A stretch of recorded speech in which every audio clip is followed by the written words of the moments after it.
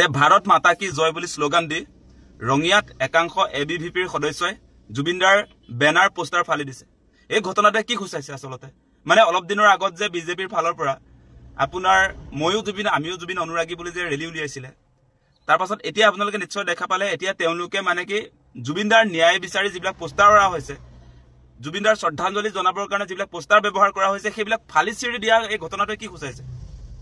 এইবিলাক যে ভুৱা বিজেপি যে হতাহতিকে জুবিনদাৰ পক্ষত নাই জুবিনদাৰ লগত যে আসলে আদৰ্শগত সংঘাত বিজেপিৰ আছে সেই কথাটো আজি খুচাইছে ভাৰত মাতা কি জয় বুলি কৈ আমাৰ অসমৰ আসলতে জাতীয় সম্পদ আমাৰ প্ৰাণৰ স্পন্দন